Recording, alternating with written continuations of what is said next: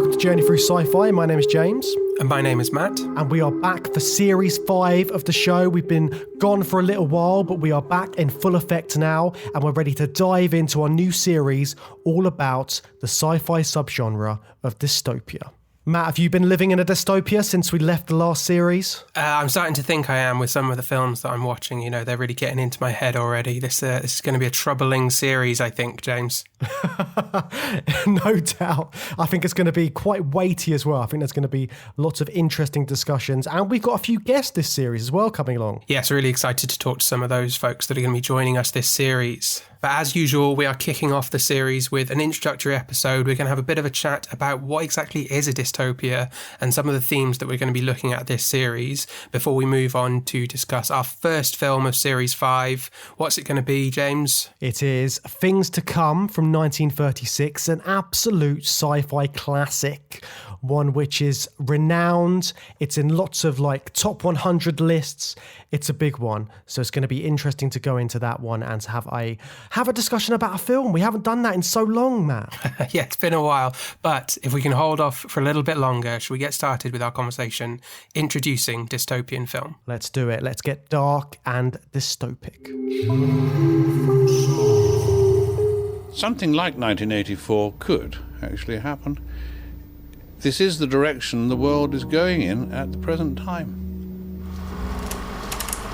Mr. Wells, have you any solution for the very unhappy state of affairs that is facing the world today? It seems to me that many things besides the pound are threatened with collapse. A searing social critic, Mr. Huxley, 27 years ago, wrote Brave New World, a novel that predicted that someday the entire world would live under a frightful dictatorship. First of all, that there are a number of impersonal forces which are pushing in the direction of less and less freedom. And I also think that there are a number of technological devices which anybody who wishes to use can use to accelerate this process of going away from freedom, of imposing control. The moral to be drawn from this dangerous nightmare situation is a simple one. Don't let it happen. It depends on you. Okay, to kick things off then, Matt, we should probably figure out what exactly a dystopia is. So dystopias are always futuristic films, aren't they? And in my mind, that's what casts them as a sci-fi film kind of automatically, right? It's always about thinking about future history, I guess, or speculative fiction, which is kind of a sister genre to science fiction. So they are future scenarios that present this society where there's a form of control that is basically bad and creates injustice and poor conditions for the people living in it. Do you feel like that's a fair description? Yeah, I think so. And I think a lot of dystopias are focused, well, at least the ones we're looking at this series, they're focused in on society and the political nature of certain societies and hierarchies and all of that kind of stuff. And it's all sort of imagined versions of what the future could be. And obviously, sci-fi is all about the what if. And it's what if we go down this path in the future? What's it going to lead to? How are we going to get to this society of the future, which is going to be hopefully better? And then what happens if we don't go down that route? What happens if we go down a darker path?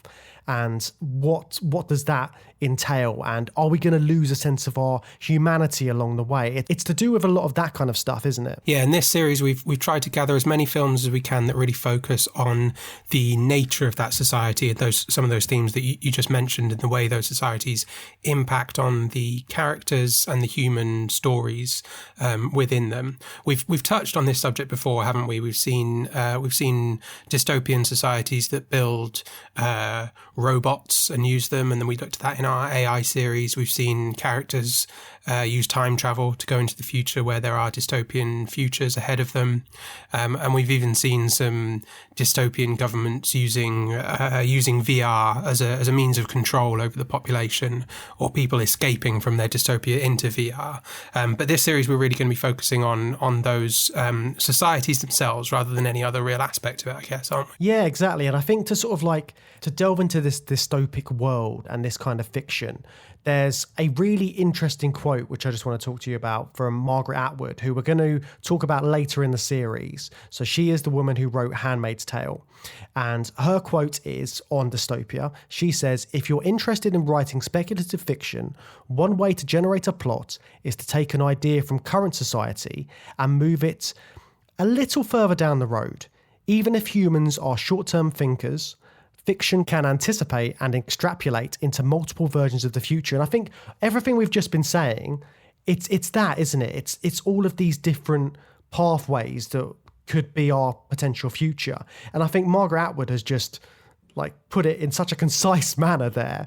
She knows what we're looking at. And I think that's a quote which will sort of help to define this series of the podcast. Yeah, and that quote obviously spans across all of sci-fi, or in this case she's referring to speculative fiction in particular, but it doesn't really have to be a dystopia there, does it? But that's a quote that can really apply to many different types of science fiction that we've looked at. So themes that we looked at in our AI series and space travel and stuff like that in series 2, we're always interested in looking at sci-fi where it's an idea from the present day extrapolated into a future scenario, or using a future scenario to extrapolate the idea more. So I think we're going to be looking at quite a lot of that this series. And I think Dystopia really allows for that, because it allows you to make a lot of political statements about modern society, picking out aspects that you think are a problem in modern society and saying, well, what if that was the main aspect? So for Margaret Atwood, clearly there's things about the treatment of women and women's bodies that came through into her fiction when she extrapolated that idea and she created the world of Gilead. You know, it's become a very well-loved bit of speculative fiction. So it's going to be interesting to see what those aspects are that writers and directors, producers, etc. are picking out for their films and extrapolating and then, making their whole story out of. So I write about something called the future, which is a wonderful thing to write about because nobody can fact-check it. But I try to base my futures on realities that are with us today. So I'm not writing about planet X. I'm not writing about a galaxy far, far away. I'm writing about this Earth in the near future. And everything that I put in has a basis in reality. Something we're doing now, something we've already done, something we're thinking of doing. So you write about possible futures? I write about probable futures. So why do you think dystopias fit so well into the science fiction genre then? Because basically on the surface, these kind of stories that we're going to be looking at, they're almost cautionary tales, aren't they? They're telling us things to watch out for, like don't go down this path, or watch out for this, sort of like when you're looking at society. So do you think that's kind of aspect is why it fits so well into the science fiction genre, or is it something to do with the use of technologies and looking at things from that perspective? I think that there's crossovers in terms of style, and you just mentioned it being a cautionary tale. I think that's definitely part of it, and we saw a lot of that when we were looking at AI and the kind of ethics of artificial intelligence technology in the real world, and how those films got very, very interesting the later we got, and when they were being made concurrently with very modern artificial intelligence technology and the kind of philosophical arguments about the ethics of that. That's where it got really interesting. But with dystopias, I think that it's interesting that Margaret Atwood, in that quote there, she's talking about speculative fiction, and it is interesting to think about the kind of the differences and the similarities between speculative fiction and science fiction. Because, like I said, I think they're sister genres, but dystopias are really where you can kind of carve out a real niche for speculative fiction as separate to science fiction, because you don't have to be that scientific in your dystopia. If you're extrapolating a political ideology, there's no real science element there. There doesn't have to be. But then when we get into the kind of futuristic settings that you maybe place it into, to put your plot far enough into the future for the kind of the change in society to take place, then it seems natural to bring in elements of science fiction because it's set so far in the future. Your speculation of your speculative fiction has to think about the advancement of technology, and then you get into the sci-fi kind of tropes layered on top of your speculation. That's kind of what I'm expecting. What do you think about that kind of relationship between the two, dystopia, speculative, science fiction? Yeah, I mean, they're all so closely linked, aren't they? But I think there is something about the sort of the technological aspects in some of these films, which we're going to be looking at throughout the series, that really roots it in a science fiction. Like there's lots of dystopias, which I'm thinking about now in my head, which sort of like deal with genetics and sort of like control over a society. And this could be like mind control or use of the media. So it's things like that which are really going to come into play, I feel. And I think also it's important to sort of like look at why a dystopia exists and why we're not living in a utopia. So a utopia is an important sort of like phrase to bring up now as well, because dystopia came from the term utopia, which was coined by Sir Thomas More in his book Utopia, funnily enough, same name, in 1516, which is like so far back that this term was first used. And this sort of like idea of, so utopia comes from the word in Greek for no place. So it's like a place like no other. And in his book, from what I gather, it's like about an ideal society on this sort of fictional island. And it's just like a sort of like a view of a world where everything could be perfect. And then I think a lot of people have speculated that it's a bit sort of like satirical to a level, because obviously this kind of world, it just seems so far away from anything that we can picture. But because of that, because this utopia term was coined, people were like, no, what is this like? We're sort of like rooted more in pessimism. And as time has gone on, people have thought about all the things that could go wrong. So dystopia, the not good place, sort of like came about from that. So it's about looking at how society isn't as good as it could be. And by doing that, you're sort of like looking at the nature of humanity as well. And I think sort of a lot of these films are going to look at dehumanization as well as a means of control, because when you start to dehumanize someone, then they're easier to manipulate and you don't have sort of like feelings and emotions. And that's so much of what it is to be human. And we looked at that, like you were saying, in our series on AI, all of that was about what it is to be human. And I think that's going to come in this as well, because if you're living in a world where there's so much restraint on your humanity, how is that going to affect you? And what is this going to lead to? Is it going to lead to uprisings? Is it going to lead to sort of like revolutions? It's going to be so interesting to sort of look at that kind of side of things. Yeah, and how does the kind of technology at play in a futuristic world, how does that relate to the dehumanization of the characters? Things like that I think are going to be really interesting. What you said about utopias as well, I think is really important.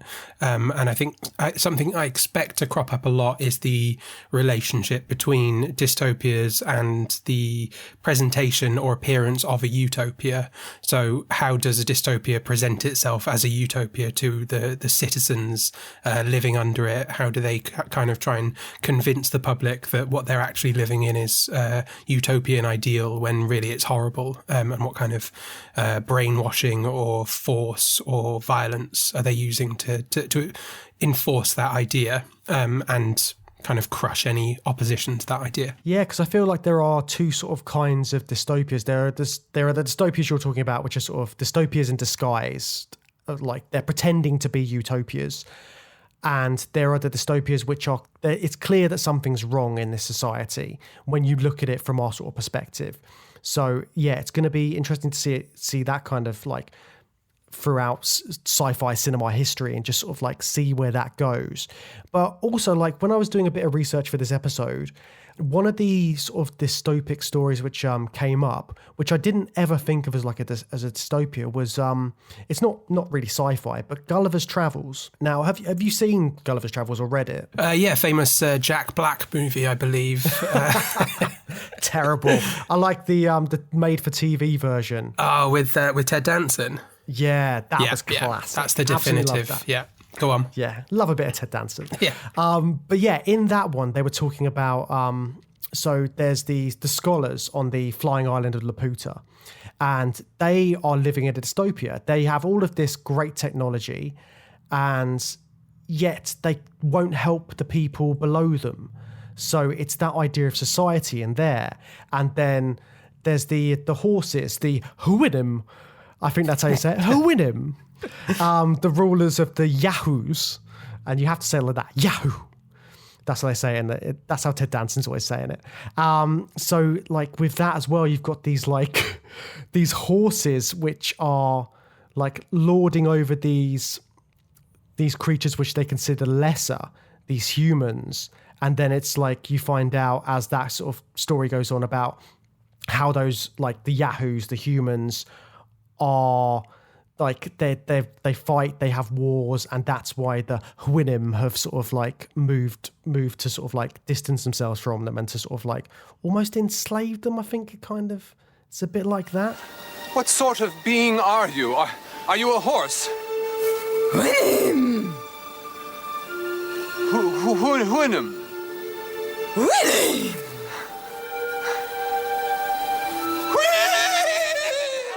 But yeah, it's interesting, and that was in like 1726. Jonathan Swift wrote that.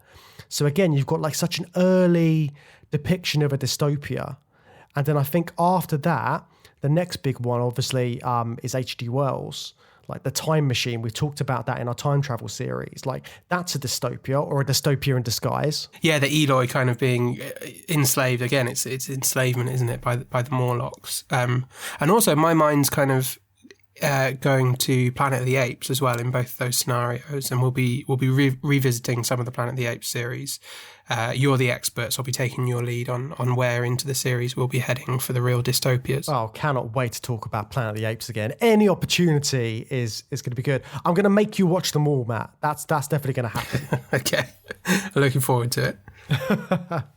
Yeah, so all of those films are like, I'm really excited to talk about as the series goes on. But I think also we should probably sort of like establish the difference between a post-apocalyptic film and a dystopia, because that's how we're treating it in this series. Because obviously there's a lot of crossover, because a lot of dystopias are formed out of some sort of apocalyptic event. But we want to focus on those ones in a different series. So there might be a few films that we don't cover in this series, which we will be covering eventually, but they don't quite fit in. So how are we separating those two subgenres out then, Matt? Yeah, you and I have talked about this at length, especially prepping for this series. But for me, it's always been post-apocalyptic. Dystopian films can be set after a kind of post-apocalyptic or apocalyptic event that, like you said, allows the dystopia to kind of take root. For me, it's that post-apocalyptic films really focus on a world where after that apocalyptic event, society has completely broken down, and it's all about survival, and the characters just trying to get by without any form of government or society or, you know, social support around them. Whereas in a dystopia, even if an apocalyptic event happened and allowed a dystopia to take hold, there is this fully functioning society still alive, and it's a pretty nasty society. It's a dystopian society that's survived the apocalyptic event or reformed after the apocalyptic event, which we'll be talking about later on this episode, won't we? Yes, when we look at things to come a little bit later. But one of the other things I was thinking about is, what do these kind of films teach us about our society? Because sci-fi is so much about, like, the sci-fi films that get made are about the zeitgeist, aren't they? They're about sort of like what was happening at the time. And I think so many of the dystopian films which we're going to be looking at this series, there's quite a few from the 70s. There's sort of like lots of different periods of time we're going to look at throughout this series. And I think it's going to be interesting sort of looking at the reasons that these films have been made, because there was a big resurgence around the time the Hunger Games came out. There was like a lot more dystopian films coming out, and there was the Hunger Games, there was like a few other sort of like teen dystopias as well. So I think there was something going on in the sort of like the public mindset at the time that was sort of stirring these feelings and making people, like Divergent was the other one. That was the one I was thinking of. So there was like a few films like that sort of cropping up. So I think there's a few moments in time over the past like few decades that dystopia has been like risen to sort of like popularity, because people are thinking about society and they're thinking about sort of like what's going wrong or what could go wrong and what to watch out for. So I think that's going to be like a big sort of center point of this series, looking at the zeitgeist. Yeah, it's been the major trend in young adult fiction, or it was the major trend for a good 10 years in the recent past. And we'll look at Hunger Games later, and it'd be interesting to try and get our heads around if Hunger Games, Divergent, Maze Runner, stuff like that, if they were all tapping into the same kind of zeitgeist, like you said, or if it was more just a bit of copycat, you know, because Hunger Games was so successful, and then other books came along and replicated it somewhat. It'll be interesting to see how much of that is zeitgeist and how much of that is Hollywood and literature just seeing what's been successful and popular and then mimicking it. Yeah, because there's so much sci-fi dystopian literature, isn't there? Like it's such a popular sort of like strand of sci-fi. Like when we said we were going to do a series on dystopia, a lot of people were really excited, as were we. And I think that's because there is such a wealth of dystopia out there. Like there's so many classic books which have become films since, like 1984. We're going to look at A Brave New World. There's Fahrenheit 451. There's lots of like really weighty books that have sort of translated onto screen. And I think a lot of those themes and tropes and things like that, which are in those books, are going to sort of like, they're going to be in these other films we're looking at throughout the series. Yeah, I'm really looking forward to seeing some of them. I'm not very well read on those big dystopian novels, so it'd be good to kind of educate myself this series on some of those stories. I think even though sort of like we might not be quite up on some of those stories and the literature side of things, I think there's going to be a lot of like, there are a lot of common themes and tropes in dystopias, which I think anybody who's seen a dystopian film will be able to pick out. Like stuff like there's a big powerful government in control taking over. There's like people losing their humanity and their individualism, all this kind of stuff. And then how the government is taking control, whether it's technological, whether it's through a drug, whether it's sort of like some sort of a class warfare, and all this kind of stuff is going to be in there. What kind of like themes and tropes do you think we're going to come across as we sort of delve into this genre? Yeah, we're going to see all of those things. Societies collapsing and rebuilding, or societies being taken over from within. I mean, a lot of that stuff's going to happen off screen as well. So we're just going to see the kind of results of that. And it'll be more about the kind of survival and class warfare stuff. I'm really interested in that class warfare stuff that you just mentioned. Those are the themes that we're going to see play out in the films, I think. Yeah, and I think a lot of the dystopian films are about like almost coming of age, aren't they? Because they're people which reach a point in their life where something happens to them, and then they look at themselves and they look at the world that they're in, and they want to make a change somehow. So I think that's going to come in quite a lot, because a lot of these films have people revolting against society. So it's something about sort of that time in their lives where they feel like they need to do that. That's a really interesting sort of observation, that they're thematically coming of age stories, but also some of the films we're looking at are going to be literally coming of age stories. They are about young people becoming adults and, revolting against the society they're in. But there's something thematic about characters kind of waking up to the reality of the world and rebelling against it at any age, that it's kind of got a coming of age feel to it anyway. Yeah, and I feel like the way it's going to differ from the characters we looked at in our virtual reality series, for instance. So the characters we looked at there, they were all sort of like having this awakening, this moment where they realised their world wasn't quite what it was, in a similar way to these characters will. But I think in that world, they have that revelation and then they suddenly have like godlike powers and control over their situation. Whereas I think this is going to be a lot more rooted in harsh realities and people having to deal with their situation in a sort of like grounded way. Like if you wake up in a dystopia and you suddenly realize you're being brainwashed or you suddenly realize something's happening, then how the hell are you going to do anything about it? Like, I don't know what I'd do. I'd probably just go back to bed.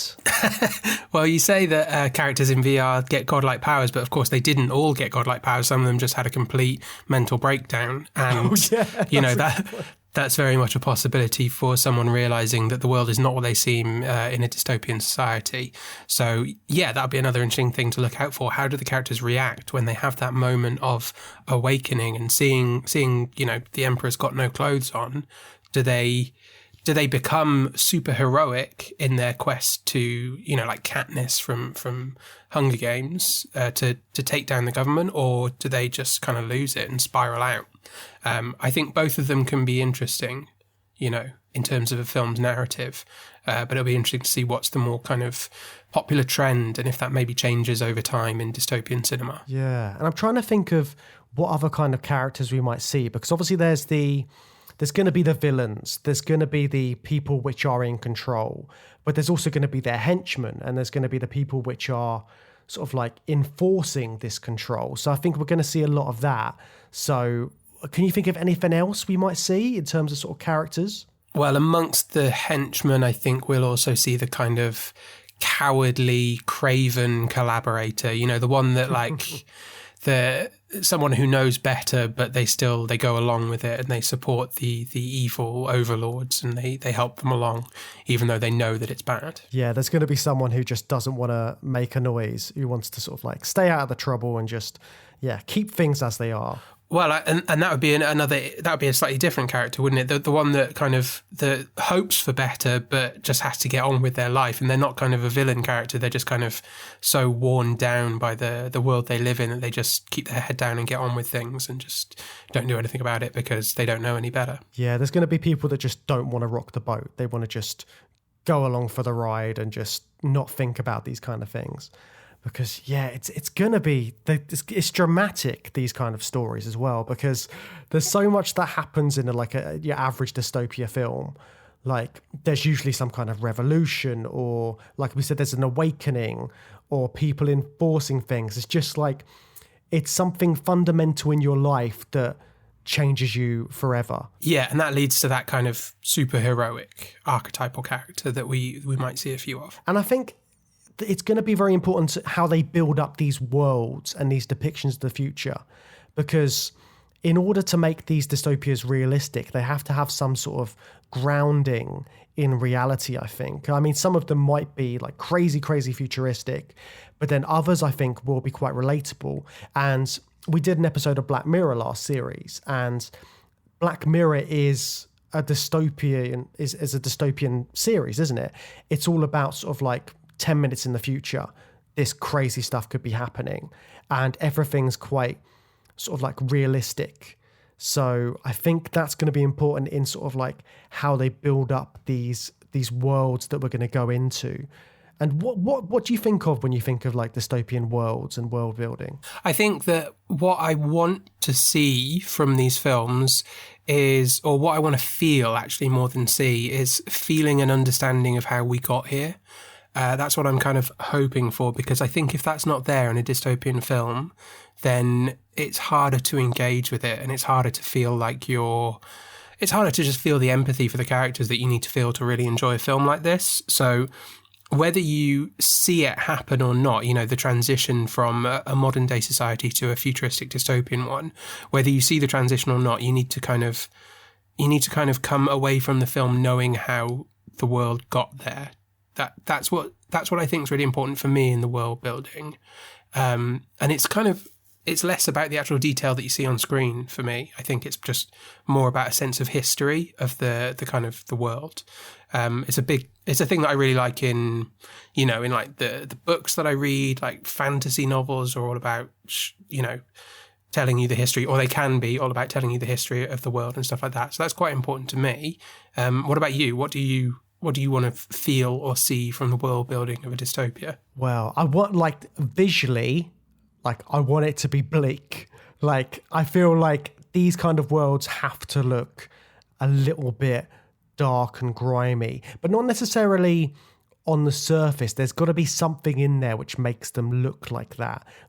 The sort of dirt underneath, like we keep saying, these dystopias, which are utopias in disguise, all of this kind of stuff. I want to see sort of you might get the shiny layer on top, but then underneath there's something really sort of bad and grim happening. I think that kind of it's almost like a horror element to it, isn't it?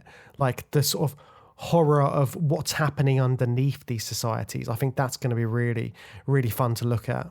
Yeah, visually speaking, I think that kind of distinction between the dystopia in disguise as a utopia and the real thing underneath, that's going to be interesting to see, I think. And I mean, we're not going to see too many utopias, really, are we? I can't see us seeing any, because I feel like utopias don't really get shown because they're a little bit boring, right?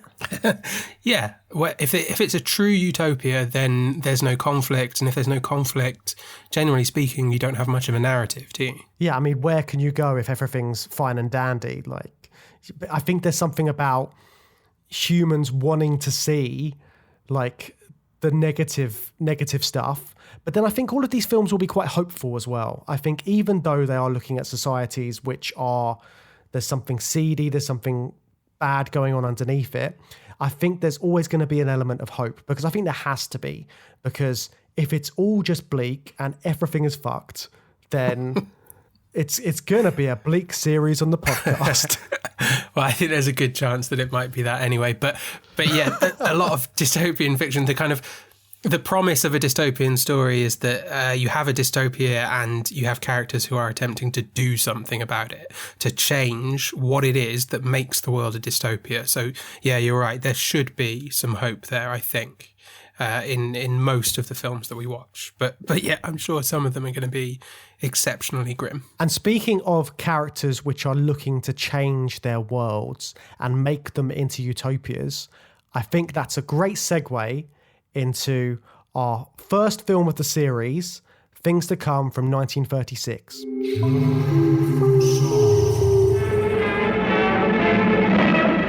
2036 AD.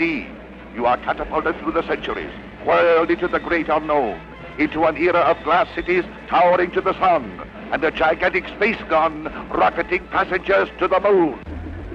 Okay, so we're taking it back to 1936 and Things to Come, directed by William Cameron Menzies. What is this film about, Matt? So this is a future history story, isn't it? It kind of charts, I think, just shy of 100 years, because it ends up in 2036, so 100 years from when it was made, but about 94 years, is that right? From when it's first set, and it charts the kind of self-destruction of humanity through a dystopian kind of restructuring, and then onto a kind of utopian finale, kind of, I guess. Yeah, no, definitely. It covers so much ground in this film. And the fact that this was made in 1936 is just, it's crazy, because there's so much that happens in it. I'd heard about this film before, and I knew that it sort of covered a lot of ground, but I didn't know just how much it covered.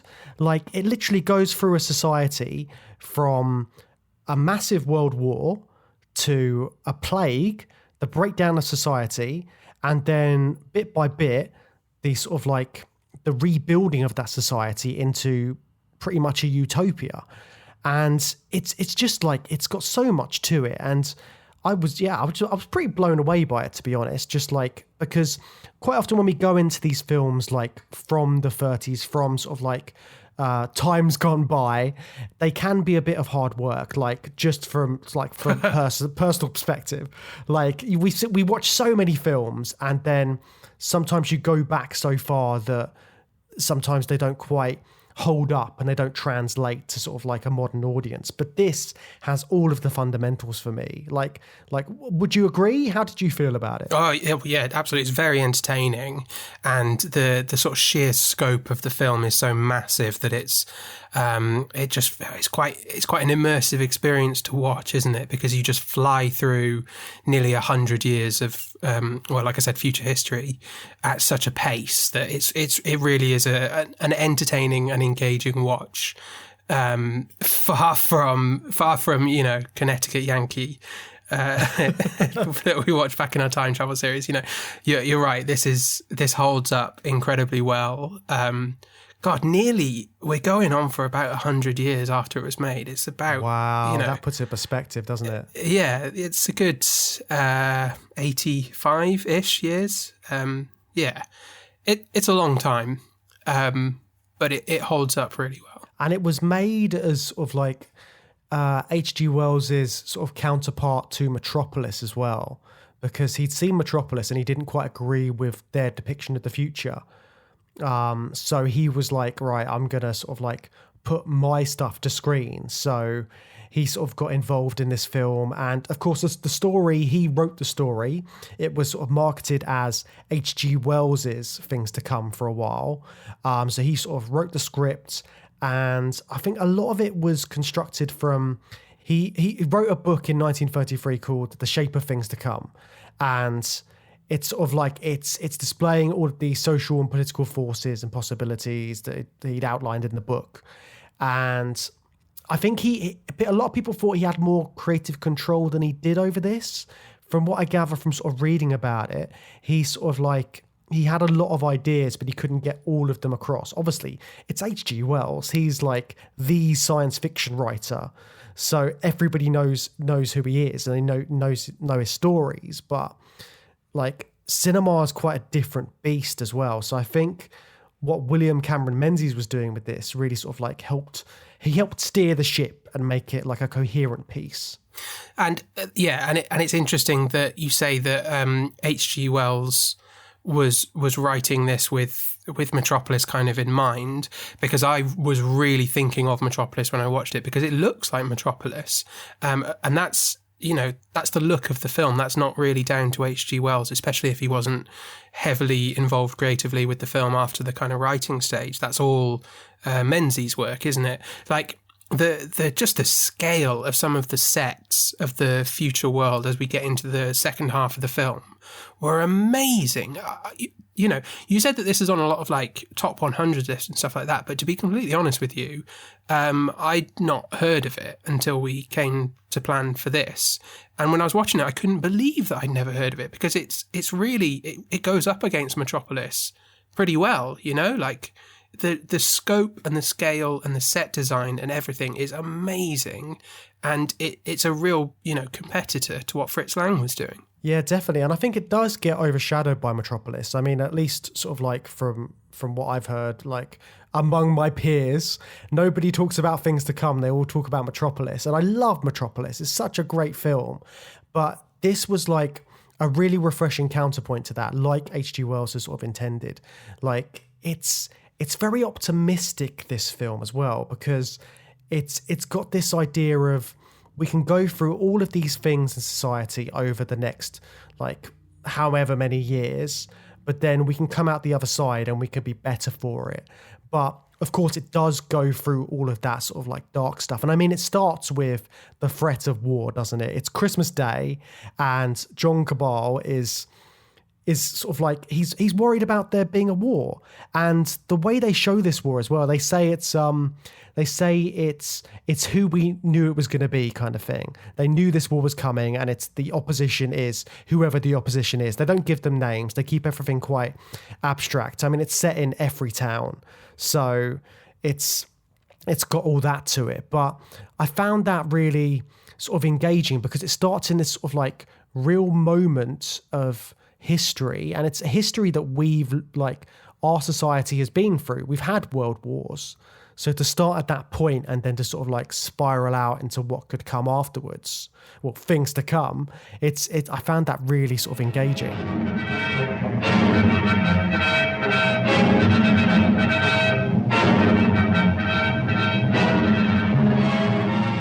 Yeah, and I mean, the war's just the first bit, isn't it? Because they go through so much as it carries on. I mean, every town really goes through some changes. And like you were saying earlier, the size of the sets and the way that they show this place, like you see buildings blow up during the war, and then it's sort of like everything becomes ruined. And by the point of the end of the war, this plague starts to hit, the wandering sickness. So this is set in like the war doesn't end till like the 60s as well, which I found really interesting, because thinking about sort of like how time went on for us in our world, in reality, sort of like the 60s was sort of like this era of sort of like free love and peace. Whereas in this, it's an era of sickness and plague and this almost post-apocalyptic society.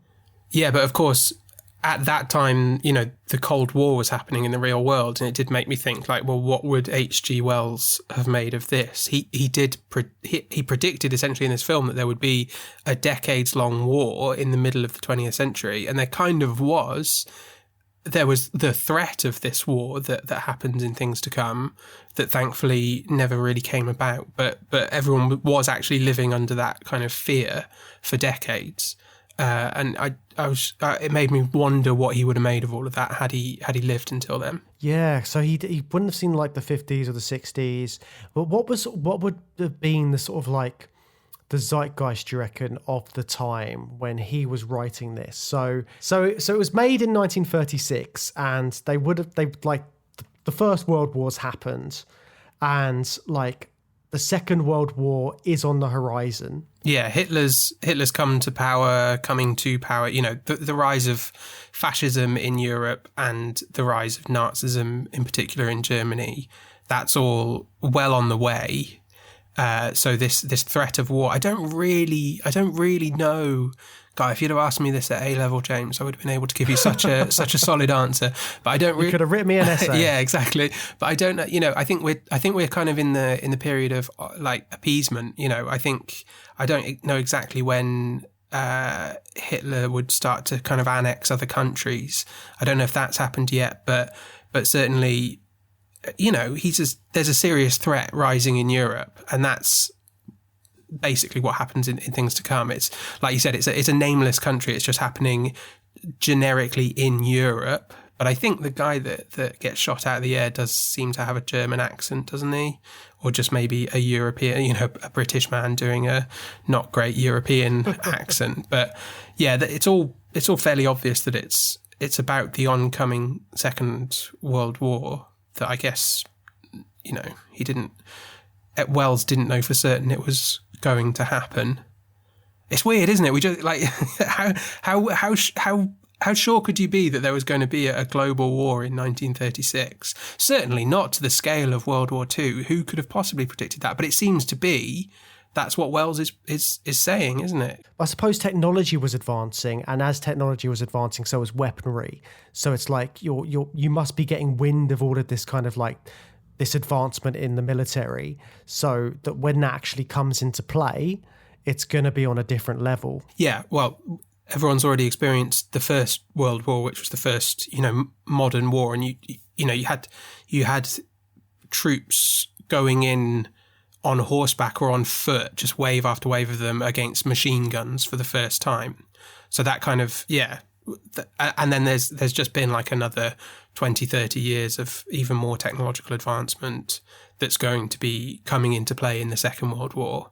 So yeah, it must have been just terrifying. And I don't know, you can really see how afraid Wells was about the possibilities of what the Second World War might entail. Yeah, and I mean, there's a real focus on like gas as well as being sort of like the technology which will like kill like millions of people. There's this terrible poisonous gas which they're dropping on towns and cities, and the way sort of Wells subverts that is it becomes the gas of peace. When world communication starts sort of like doing their pilgrimages to all these different towns and cities to sort of like bring peace to them, they're using this gas again, which is supposed to be a weapon, but they're using it just to knock people out so that they can sort of like make things better for them.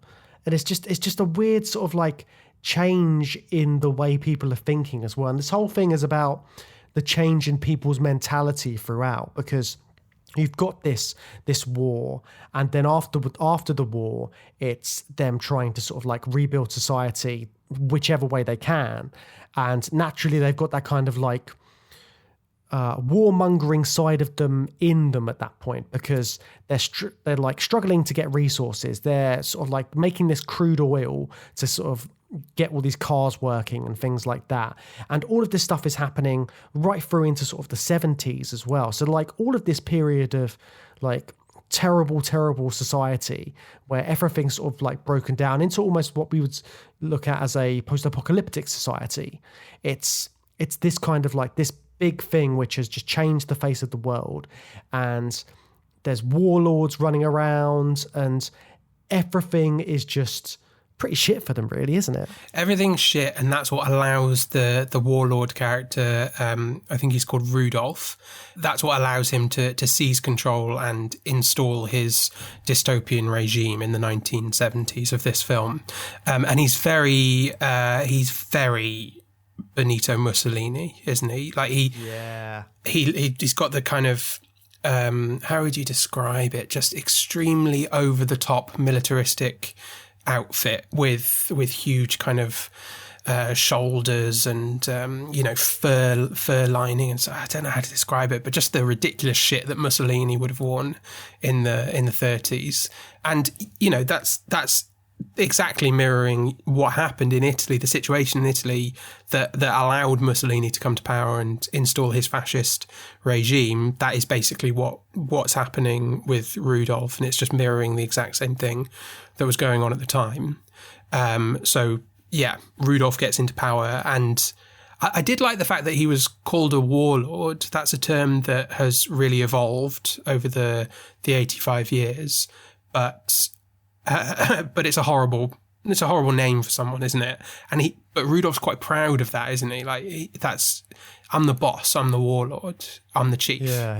Yeah, I'm the war chief, I'm the guy in charge. And I mean, Ralph Richardson does a great job of playing that character. He is like, he's mad and menacing, and he just wants his oil. He just wants his planes. That's all he wants. He knows what he wants. No one's giving it to him, so he's getting moody about it.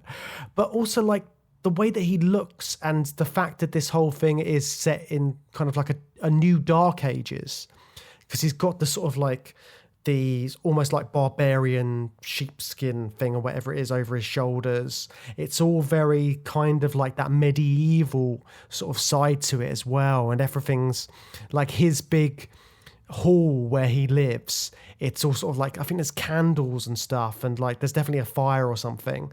And it's all just like harking back to the medieval times when it was like, it was violent and grubby, and there was poverty, and it's just this reverting back of society, which is sort of like happening, which I found like really interesting. Yeah, but everyone's kind of still in living memory of the good old days. I think someone even calls it the good old days, but that's later on. That's in the 2036 scenes.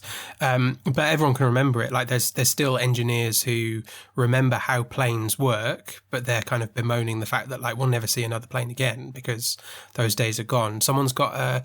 Is it Rudolph? Is it the warlord who's got a Rolls Royce that's being pulled by a horse? Yeah. I love that. He's very proud of that. Yeah, the kind of the decaying status symbol of a Rolls Royce. It's all rusted. When the camera pulls back, you see it's not even got tyres. Like, I think you don't see that it's being pulled by a horse maybe when you first see it, and it's not until the camera kind of pulls back. It's not even got like tyres on it. It's just got bare axles or bare wheels rather, and it's being pulled by a horse, and there's no petrol to fuel it.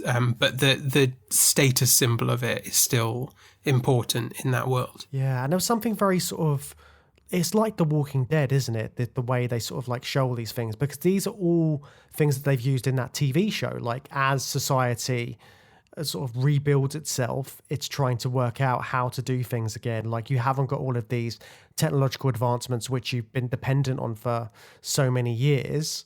It's sort of them learning how to do things like they did in the Dark Ages.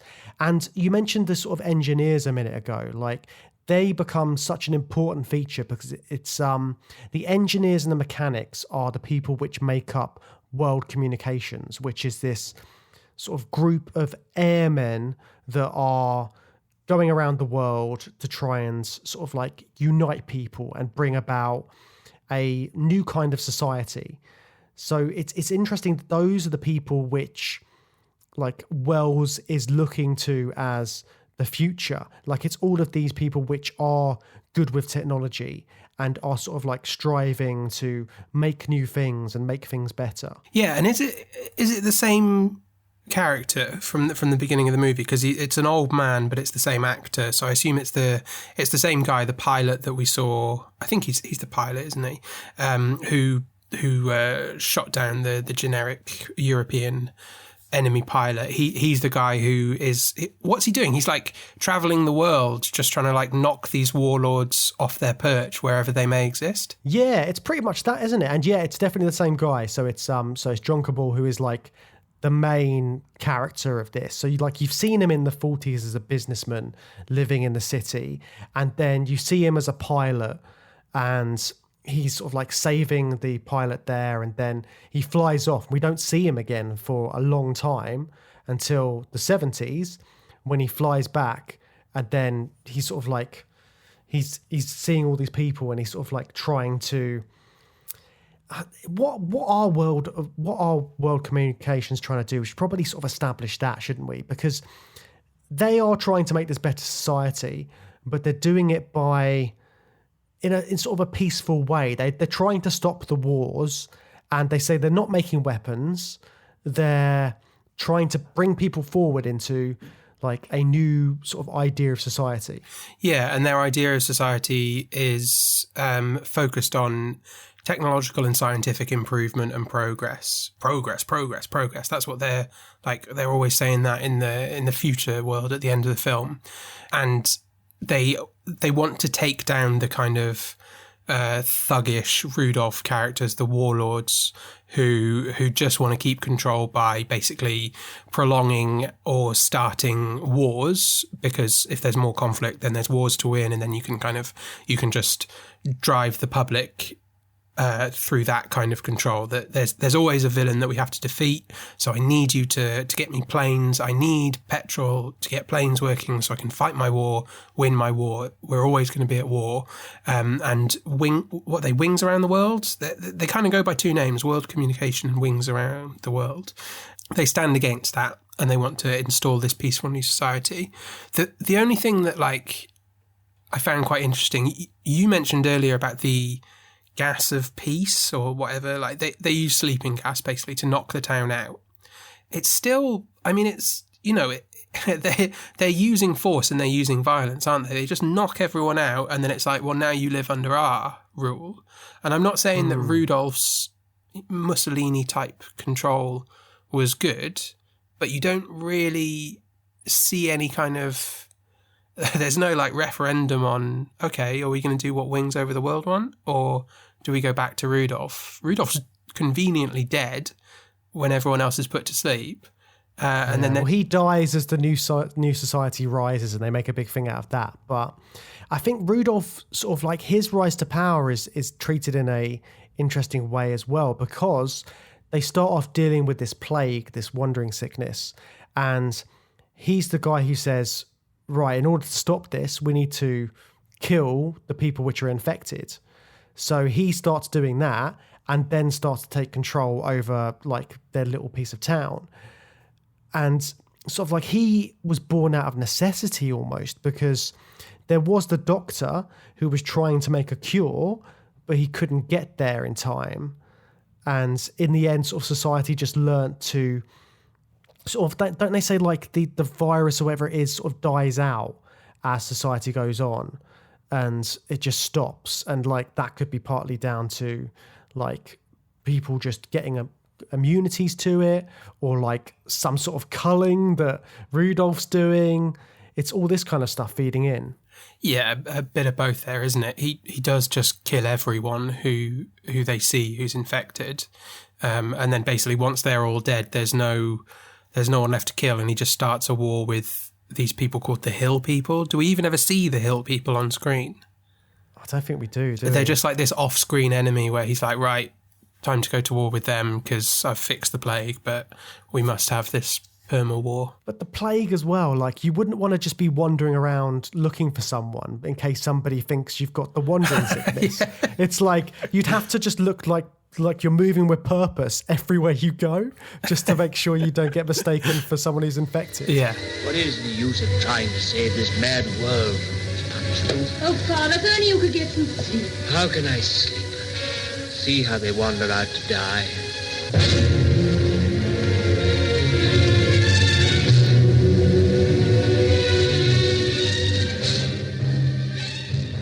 Before we sort of move on to sort of the next stage of like the society, I just wanted to touch on like John Kabal's entrance just for a second, because that's when the real sort of contrasting costumes and ideologies come into play.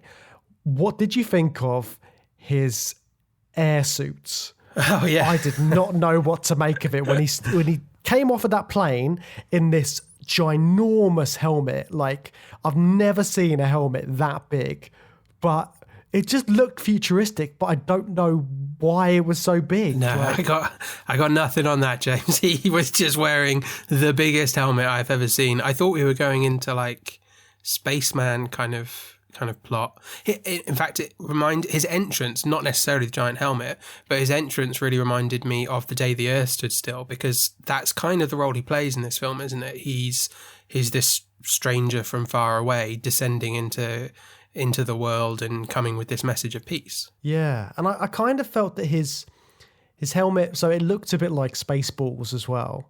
Like the scene where you see the Darth Vader character, and he's got that massive, massive helmet. So I kept thinking of that. But practicality, I was thinking maybe it's like a extension of the cockpit. So it's like he doesn't have to have a cockpit because he's got a massive, massive helmet. Yeah. I was trying to figure it out like that. There must have been some sort of crazy reason for it. But yeah. And then like he's just all dressed in like black as well, in this black suit. And it's all like it's like a spacesuit, isn't it? Like you were saying, like, and that is a complete contrast between everyone wearing these rags and this sort of medieval looking clothing. So at that point, you just know how much more advanced sort of Kabal and world communications are. Yeah, it sets them apart in that way, doesn't it? It's supposed to make them look more futuristic. I guess you shouldn't focus too hard on any similarities between their outfits and the SS. I don't know. I think, in 1936, maybe we're talking brown shirts in Germany and not the black shirts yet. I'm not too sure. But that's kind of what it reminded me of. Oh, yeah. And they've got it does have that kind of like side to it as well, because they are coming in and taking over. I thought the sort of like the way they show genders as well was quite interesting, because like world communications, there are no females in their circle. Like there's no one in sort of like their group who's a woman. Yet Rudolph's sort of like mistress, girlfriend, whatever she is, she's sort of like, she's trying to talk to Kabal about how they can move forward like the people are in this utopia. Like how can she sees Kabal and she sees all the technology he has, and she's like, I know things are shit for us here. How can we get to where you are? So it was interesting that she was the one making this sort of like, she was the one making this point. And it was coming from her, but then it's still sort of like men are in charge, men are doing everything. Yeah, and she also had the wisdom of trying to tell Rudolph that he was too much of a bully. That was really interesting as well. She obviously kind of recognised the usefulness of him being a bully to control the population, but she was cautioning him against being too much of a bully and saying, you got to reel it back, basically. Yeah, and I think that was so important to how it develops as well, because like he needs to be put in check a little bit, and then when you find out that he can't be put in check, he's still gonna like send his planes up as soon as he sees world communications come past. It's kind of like he is the last person of this old society of warmongers. Yeah, the dying breed.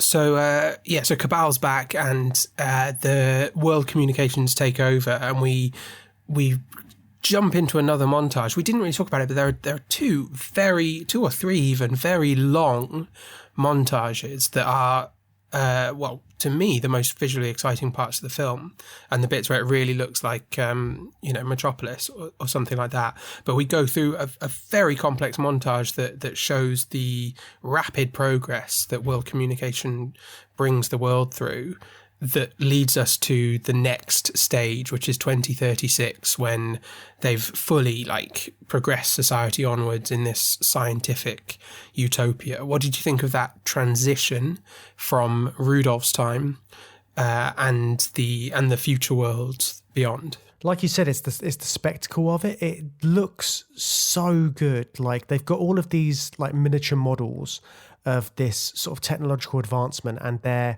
you're seeing every town again. You're seeing it like develop over the span of this montage, and it goes from like the landscape of the hills and sort of the decaying buildings, and then they go into the hills and they're sort of like digging into the ground, and then you're not quite sure what's happening at certain points, and then you see this city sort of like inside one of these massive hills, and you go down further, and then you see like these sort of like manufacturing plates or whatever they are, and you can't work out what they are at first, but then the sort of like the assembly line goes on, and then it becomes like part of a building, and then they've like superimposed people walking past this massive, like almost, it's not quite a crane, but it's like something along those lines, which is putting like a panel onto a new building. And then sort of like you're introduced to this world where you're seeing sort of like one of the ancestors of Kabal, I think it is, and he's talking about sort of what things are like now, and they take a look back at sort of how things were previously, and they laugh at things like, oh, they used to have things like colds, and they used to like spend all their time indoors, and then if they went outside, they'd have to go outside at certain points, and it's like they needed to get light and all this kind of stuff, which is just, it's so sort of like funny looking at it from their sort of perspective, because they find all of these things just so silly. And that's kind of like how we look at certain technologies now. Like you look at old mobile phones, or you look at sort of like old cameras and things, and you're like, oh, that's ridiculous. How did they ever use something so bulky and massive? And that's exactly how this future society is looking at things of the past, but they're things that we can still relate to, like New York City. They look at that, and then I just found it so like, it was just great to watch. Yeah. You know what it reminded me of? The future San Dimas of Bill and Ted, the first two films, in the first film where Rufus is just like narrating. So in a similar way where they're looking back in things to come, it used to be like this, all of this stuff, where Rufus is like, everything's clean, the air is clean, even the dirt is clean, but it didn't always used to be that way. It really reminded me of that. And then in the second film, you see like students in the future who are studying Bill and Ted's time, that this idea of like a utopian society looking back to how things previously were, and like learning about it in a kind of like, oh God, crazy that they used to live that way, talking that way about the past, our present. Yeah, and it's such a great way to sort of set it. And like, it is a utopian society. On the surface, everything seems fine. Everyone seems to be getting on. Like, they've made all of these crazy technological advancements, yet you've also got this other side of the society, which I found really interesting, because they don't just focus on the great stuff that's happening. And they even go to the point where there are members of this new society which are rallying against the fact that everything is progress, everything is moving forward. They're like, when will man rest? When will we just be content? And it's, I think that's such an interesting thing and point that H.G. Wells is trying to get across.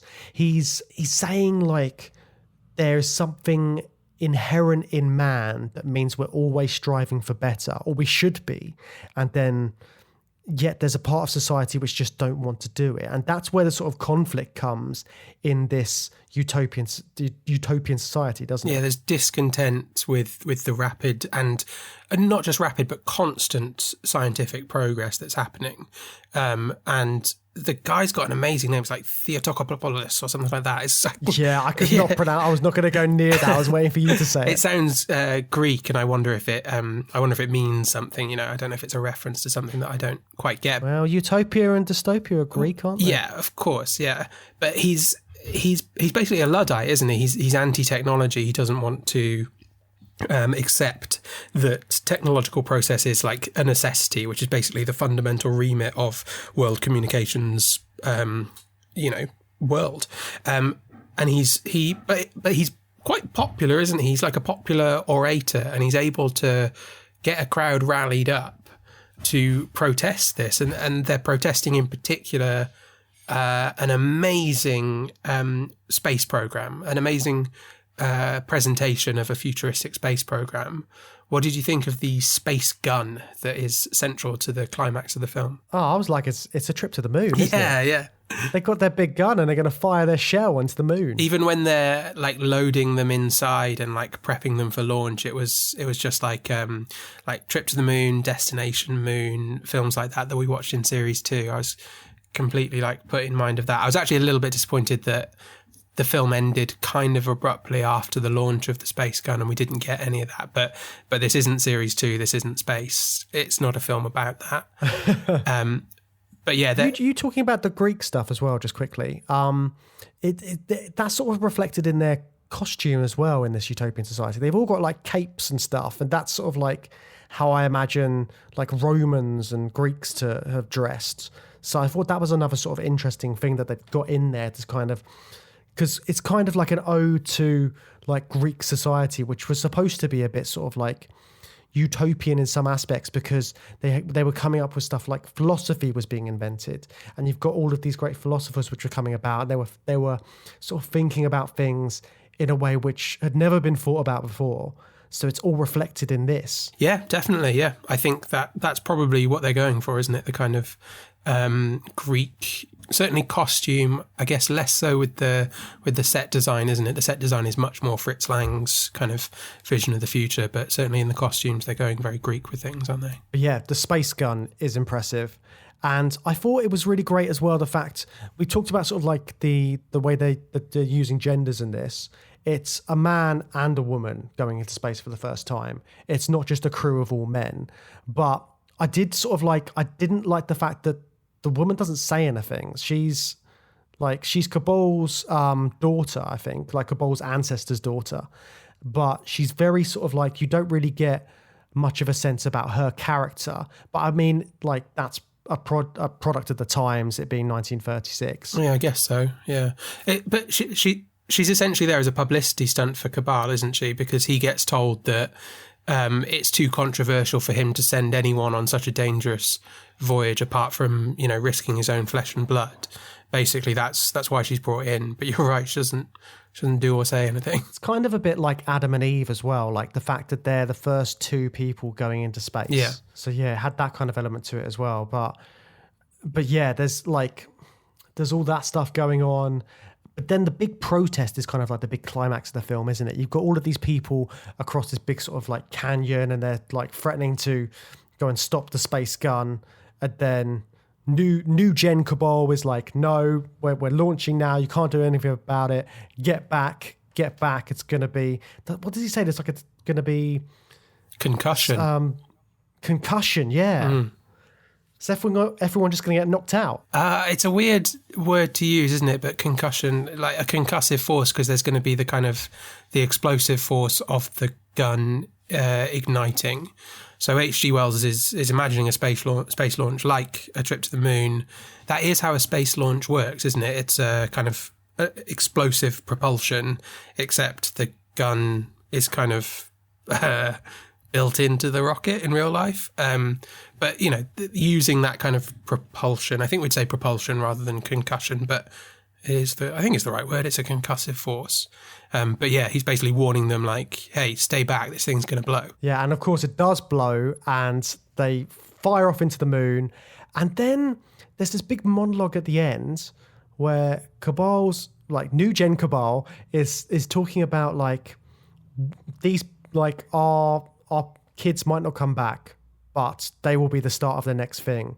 And then man will go into space, and then the next thing will happen. And when they were talking about that, it made me think of the other big utopian sci-fi, which we talked about before, Star Trek.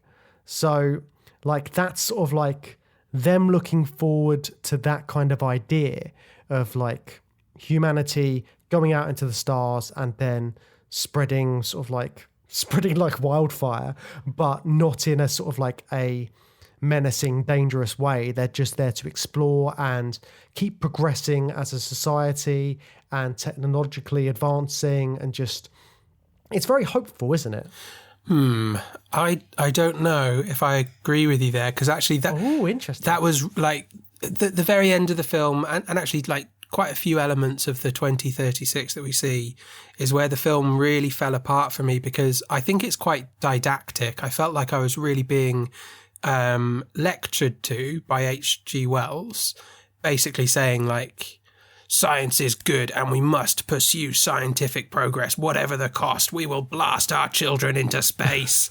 It doesn't matter. Humanity will spread throughout the galaxy. Otherwise, we're no better than animals. It was just a bit like, I sort of broadly agree with the point that he was trying to make, but Kabal at the very end there, he seemed completely insane to me when he's talking to, it just... I completely got a different read of that, but I love that that's how you saw it. I mean, the way you're talking about it now completely makes sense. And I think I just got like, again, as I often do, I got swept away in the film. And I was like, it's all nice. But yeah, that's a really, really good point, because he's not too remorseful about having blasted his kids into space, is he? No, not at all. And just in general with that whole 2036 sequence, what we were talking about at the start about the kind of cracks in a utopia that reveal the dystopia. It's not really here in this film, is it? The Luddites who are anti-technology are basically treated as fools. World communication is right, scientific progress, whatever the cost. That's the kind of theme, and H.G. Wells seems to believe that, and especially what you were saying about it being a counterpoint to Metropolis. It's like he saw the kind of the presentation of the are they called the Fathers, the society that live at the top of the pyramid in Metropolis. He kind of that's presented as a bad thing in Metropolis, and it's like it almost feels to me like H.G. Wells saw that and said, no, the Fathers are right. We should all live in the pyramids and live this dream scientific life.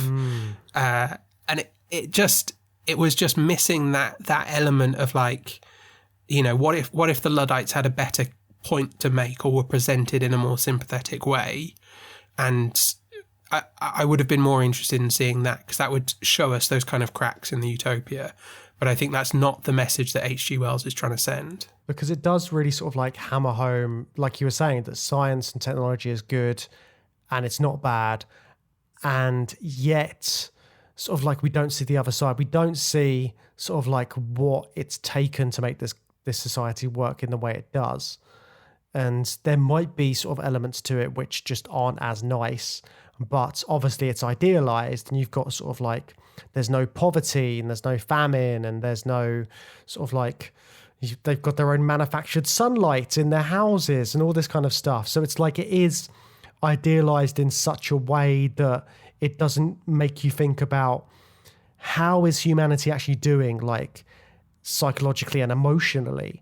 Like, are they sort of like, if they're living in this society, are they bored? Are they sort of like still living good, happy lives? Or are they just so obsessed with doing their technological bit and their scientific bit for the next generation, they don't stop and smell the roses? Yeah, and the little girl that that is getting the kind of history lesson at the start of that sequence. She says something like, oh, they just keep inventing things that make life lovelier and lovelier, don't they? And I don't know, like, to me, that looked like dystopian brainwashing about the kind of society they live in. But that's totally not the message that the film's trying to send, I don't think. But I guess I was kind of like, I was expecting it to be more of that. And I actually thought it was quite naive to just present technological process as this like perfectly great straight line. It's always going to be good. Exponential growth. We love it. Yeah. Oh, I'm so glad you said that because that's really sort of like changed my perspective on the ending. And yeah, it's like, it's really fascinating to look at that because it could, like, you could read it as a dystopia in disguise to an extent. There are certain elements of this world, this society, that might not be as nice as we think they are. But hey, they get to go into space. Yeah, they get blasted off into space with absolutely no idea if they're ever going to come back.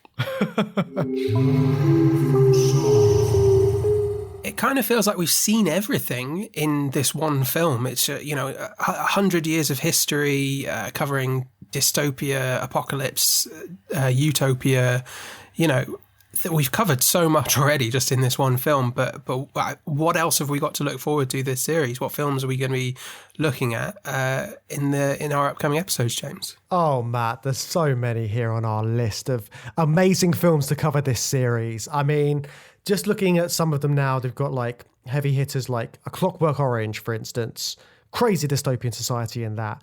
We've got, obviously, we talked about The Hunger Games, Rollerball, Death Race 2000, looking at some of those classic 70s, a little bit sort of schlocky, a little bit crazy, those sort of dystopias, like where the media's gone wild. Big ones like Soylent Green. There's just so many in this list. I'm just looking at them now. There's lots of twists and turns we're going to go over during this, but just looking at this list as well from your perspective, are there any ones you're particularly looking forward to chatting about during this series? There are a few that I haven't seen before, like really big ones that I'm really looking forward to. I mentioned them earlier, like that I'm not very well read on the kind of big literature in this. So Fahrenheit 451, 1984. I've never seen A Clockwork Orange, and we're going to be getting friend of the show Mike Muntzer on to talk about that. So I can't wait to hear your thoughts on that, Matt. It's going to be good. Yeah, I'm really excited to see that. But I'm actually really excited for you to watch Playtime because I loved that film when I saw it, and I know that you haven't seen it. So I'm really, really looking forward to talking about that. What about you? What are the big ones for you? Oh, I mean, that's such a big question. I'm really looking forward to looking at Rollerball and Death Race 2000. We're going to have Kevin Lyons on the show to talk about that with us as well, which should be a great episode. But I mean, one of my favourites as well, which we've managed to slot in here, is The Warriors. So that's going to be like an interesting kind of dystopia. It's like we themed that as a bad night in a dystopia. So that's going to be a good one to look at. But again, there's so many heavy hitters here. It's just like, I'm just very excited to get stuck in. Yeah, one of my favourites is in the list as well. Starship Troopers, one of my all-time favourite films. We're getting Becky Dark to join us to talk about that. That's going to be a lot of fun as well. But coming up next, so on the next episode, we will be talking about Playtime that I mentioned already, and we'll be pairing that up with Modern Times, the Charlie Chaplin film. And the theme there is going to be comedic modernity. We are starting the series keeping it fairly light. Yeah, don't worry, guys. We'll ease into all the dark dystopias as we go. But for the next episode, we're going to be looking at comedic modernity. So 2 films which are both depicting a society which has some sort of like things which don't quite work as you think they should, and we're going to look at how these characters sort of like deal with their lives in these societies. So we hope you'll join us for that. But in the meantime, if you want to get in touch with us, you can email us, journeythroughsci-fi@gmail.com, or you can come and join our Facebook group and join the discussion there. And if you're looking for more content, you can find us on Patreon. We have a Patreon account where you can pay £4 a month and you'll be able to get access to an abundance of bonus episodes, which we put out regularly throughout the month. If you can't afford that, or you simply simply don't want to do that, but you'd still like to support the show, you can leave us a nice review. So please leave us 5 stars or whatever the good rating is on your podcast app. 6 stars. 6 stars. 7 stars if possible. 25 stars. And leave us a nice review there. And in your review, why don't you let us know what films you're looking forward to or hoping that we cover this series. Yes, please do. Well, that's it for our first episode of Series 5, Dystopia. We will be back next week with our new episode on comedic modernity. So look out for that.